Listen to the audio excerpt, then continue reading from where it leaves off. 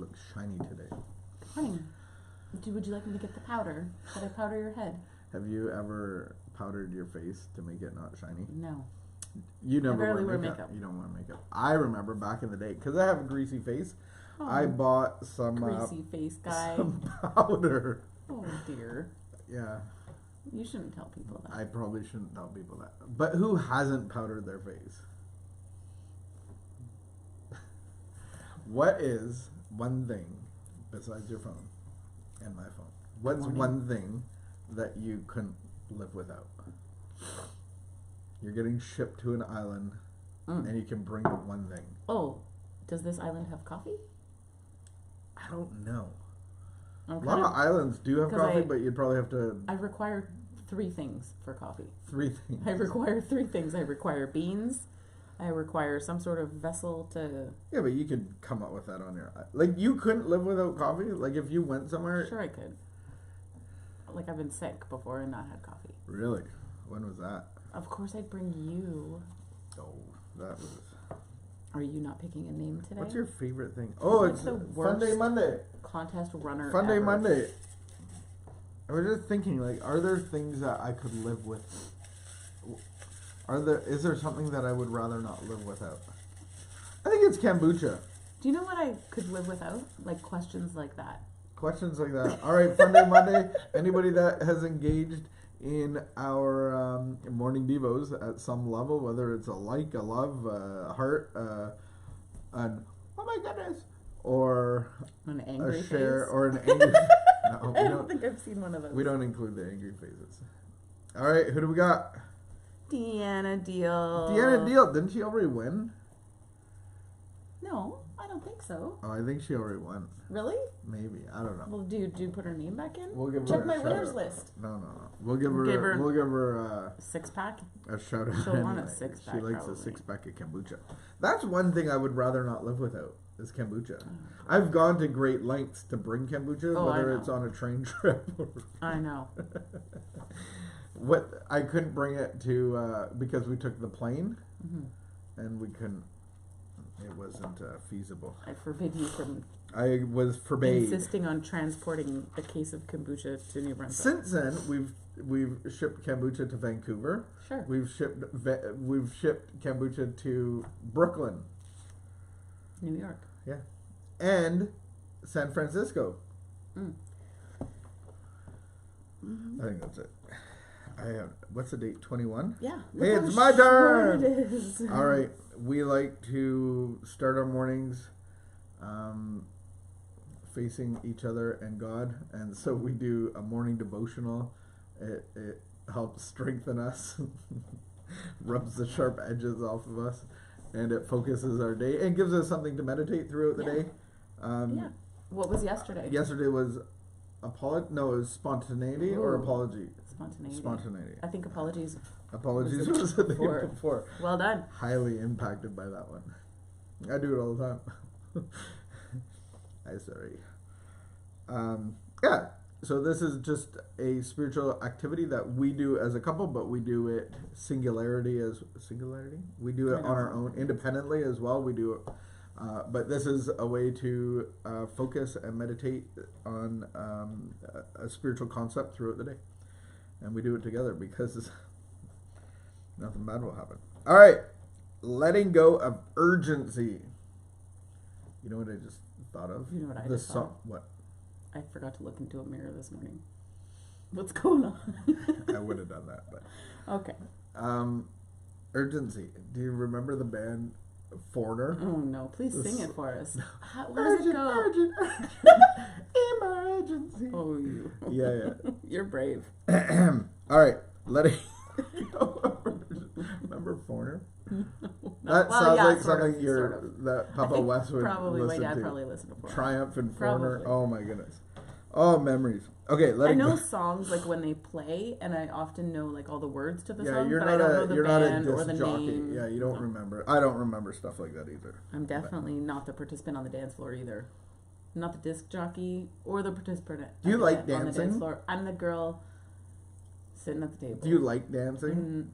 Like at a party or at a bar? Like, not that we do that. Or at a wedding? Are you asking me this now or before I turned 40? Because things have changed. You liked dancing before? Like, I see people, and they're not necessarily drunk people, and it's predominantly women that love to dance. They like to dance. And I'm fun. We should just read. I don't like dance. Anyway. All right. Letting go of urgency. One thing at a time. That's all we have to do. Not two things at once, but one thing done in peace. Ooh, nice. One task at a time. One feeling at a time. One day at a time. One problem at a time. One step at a time. One pleasure at a time. Relax. Let go of urgency. Begin calming down now. Begin calmly now. But that was good also. Take one thing at a time. See how everything works out. A prayer for today. Today I will peacefully approach one thing at a time. When in doubt, I will take first things first. A lot of slogans in there. Lots of slogans. First things first. Yeah. What comes first? My recovery. Yeah. So when there's tasks to be done, I feel like she's pointing towards, if there's a whole lot to be done, then just worry about doing the recovery stuff first, and then do the other things. Gotcha. Don't leave out meetings. Don't leave out big book study stuff. Don't leave out the homework of recovery. Don't leave out meeting with people. Put those things first. But life can be super overwhelming too, and I think that it's just good to remember to just do one thing at a time. Mm-hmm. Yeah, I think life can be overwhelming in the fact that things pile up. So, like, let's say your house is a mess. Mm-hmm. And so cleaning it by yourself, like all the laundry, all the dishes, you haven't swept, windows are like, all that stuff is overwhelming. So my tendency is just to sit in it and watch TV because there's too much work to be done. But if somebody like you comes along and says, yeah, let's get this done, let's help. And it's so much easier to do it with somebody else. And I think that's what life is we have partners, we have sponsors, we have sponsees, we have a community of people that helps us clean up our crap. That's good. Can I say that? I think I can. And it'll all work out if we take first things first. First things and that's my relationship with God. I guess, good. if you wanted to narrow it down. Good. Anything else? Something come to mind that I shouldn't bring what camera. Is it another I song? probably shouldn't bring it up on camera. I'm willing to risk it. Are you? Yeah, I am. I was just realizing, like, maybe it applies, but like when we kind of have a busy day on Sunday and then we have to go from like our getting things done. So we got the things done and then we cleaned up and then we had to leave to go to another meeting, and there was a little bit of a discrepancy between us about what time we were supposed to be there, and some comments about somebody not being told and all this stuff. And then as we were leaving, you made the comment about the car, and it was overwhelming to me, like, that it needed to be taken care of, or why hadn't it been taken care of by now, or like, so I think I was talking about the winter tires in the back of the car and having to do something about them. And so I think that was just like overwhelming. We need to get from here. We got this all done. We need to get here. And so I'm getting into that headspace, and then I reacted negatively to a comment about like something that had to happen. It will happen. It doesn't need to. There's no urgency. Yeah, it felt like and so I just realized, like, I think that I think I've actually, like, I didn't do one thing at a time ever. I did multiple things and had. Did you know that our brains actually can't multitask? So now that I've slowed down and don't have a job and like my life is totally different, I cannot do, like, I can't. I need I need so much time to get anything done, and I need so much time to like think and like sit quietly and do, like, I'm trying to like do some work or some studying or whatever, and it takes me like, I think a lot. I think I'm doing a much better job at those things, but I just realized, wow, But if you have brain patterns that may have Yeah. been unhealthy in the work environment, they work really well at some level because you're just Yeah. hyper focused on all that stuff. And I for sure can't do two things at once anymore. No, you Like before, I could. you know, can't even like go for a scooter ride and scratch your eye. No.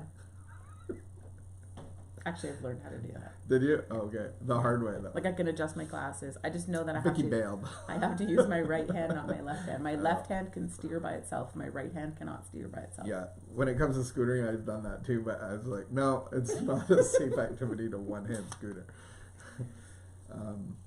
And so, yeah, I think that for me, like, it can be an internal process for me of like, okay, what am I actually needing to take care of? And so instead of reacting to outside things of like, oh, that's too much for me, just like in my head of like, I have to figure out a way to just like file it away and like come back to it later. Yeah. Like, is there actually something you needed from me to do with the car? I always said, yeah, I think having a written out, like, how are we going to take care of these things, and Yeah. then ticking them off our list. I think that the illusion is that I always thought that my brain worked differently than everybody else, and I could multitask like a champ. But then the reality is, if I'm on my phone texting, I'm really doing that, and then you could be having a conversation with me, and I'm like, okay, sorry, what? Yeah. So, like, your brain actually can't do a multitask item when it's a specific task. With, like, the illusion of, like, I'm cooking, I'm looking at this, I'm kind of watching TV. Like, it looks like you're multitasking. I think that kind of stuff is different. Like, I can cook and have a show on in the Yeah, background, yeah. no big deal. That's not really multitasking. I'm not multitasking there. But if I had kids in the room, if I had kids that I had to be taking care of, I couldn't do I that. thought that, like, how many kids get injured due to a supervising parent or somebody on their phone? Because at the park with Yeah. little children, No, but that doesn't you're matter. taking care of them, but I'm on the No. phone and I'm like not really paying attention. No. Kids get injured all the time. I'm not. You shouldn't be on your phone because you don't want them to run away or someone to steal them, or you want to witness them punching someone in the face if that happens. Yeah. But the kid isn't. You're not going to prevent the kid from. No, getting I know. injured I'm just saying. Just because you're not on your phone, I would. How just many be sitting- car accidents happen Yes, when for people sure. are on their phone? I'm just saying. All right, we're digressing. I watch kids do dangerous things, and they're gonna get hurt. Yeah, And I just watch I them. understand that, and people are going to get in accidents, but I'm just wondering how many people get in accidents being on their That- phone because that- they think they can multitask. Yeah. Have you ever watched somebody in your rearview mirror and you're like, oh my gosh, And then they're you on their phone and we're braking. That person's gonna hit me. Have you done that? Oh yeah. Oh, You totally. see people all the You're time. like, and then when you get I'm to like a braking on the stoplight, highway and you I'm get like, to a stoplight and everybody around you is all of a sudden with their head down. Anyway, don't get on your phone and drive. one thing Super at a dangerous. time. One thing at a time. Just drive. Just drive. Just you know what's drive. fun? Just be at the park with the kids. Do you know what you actually said to me? You talked about how much you love Zoom calls, and I realized because you know, driving across the city, whatever, and I'm like, I actually like leaving my house, getting in the car. I like even the time period of being in the car is enjoyable. Just like I'm in the car, I'm looking around. Bring this back to Especially, the like, Zoom call. I'm just saying, like, that Driving a no, car but is like a Zoom call. one thing at a time. Like that the drive itself is right now in COVID a period of time that I miss where I'm actually like alone. Yeah. As opposed to And in so, my like, home. same as a Zoom call, I can just be on a Zoom call. I Yeah. don't have to do 10 other things. For sure. Yeah. That's a you gotta just be on the Zoom call. Did you know that there's a thing that like bosses can set up so that they can tell if you minimize your screen and are doing other things in the background on Zoom? I like If you have like Zoom for Business, Zoom Pro or whatever, Really? you can tell if your employees are like minimizing and have some other program. A as good their thing with primary. me, I always carry 2 screens. You gotta have the double screen. Some might even have a triple screen. Sneaky. No, I Sneaky. think like Zoom, it's so easy to get distracted, and I actually in my basement office, I have one of those little weird widgety spinny things, and I have to use it all the time. I enjoyed it when I was at your desk. I know, because it helps me actually focus on the task at hand, because like in a business meeting you got 50 people or 30 people or 10 people, and like what are you gonna be like on your phone, like, or like doing something that doing your own homework, flipping through pages? I heard an educator, he's a PhD, and he teaches children about feelings and emotional intelligence. I've referred to him before. He was talking about how we have this, like, as soon as we get into like college or university and then in the workforce, about how we just disengage. And he's like, imagine, because he talked about how to like focus your brain and be present, and then like what are we feeling, and engaging in our restlessness, and actually like processes to like actually do our breathing and actually like arrive and be present where we are. And he was saying, like, as adults we just totally like excuse ourselves, like we just check right out and we're like, well, I'm gonna be at the back of the room, I'm gonna go to the water cooler, oh, your presentation's boring, I'm gonna go get a coffee. He's like, imagine, we'd make horrible children. Imagine if your children did that in their classroom. He's like, we have to teach kids things that we don't even know how to do. So we have to teach children how they can actually be present and calm themselves and actually like minimize distractions, or different techniques like that. And he's like, these are techniques that you need to teach your children, but you actually need to teach them to yourself, because he's like, I'm giving presentations to hundreds of people, thousands of people, and he's like, you people don't know how to do this. It was very interesting. I was like, oh yeah, I have a hard time. And then we have this high expectation of like, why would I do anything that's not really worth my time? And so like half the time on Zoom it's like, oh my goodness, this is so boring. But like we go to like you can get something out of anything though. You can, but that's the thing. We're always like, well, we're not highly entertained right now, so I'm gonna tune out until like somebody says something like, worth me listening to. You have to choose to be present and then decide to get something. You're gonna get something out of this. And if even like, I think a lot of people don't even see being present, fully present, and just engaging as being a goal, of worthy of like understanding what that's doing inside of me, like achieving peace, achieving a calm in a circumstance that I don't really want to be in, and being comfortable in it and like present in it and accepting it. That teaches our it teaches our brain, it teaches our body, it's good for our spirit, it's good for our whole being to have ourselves do things we don't want to do. Like wake up and work out. Yeah.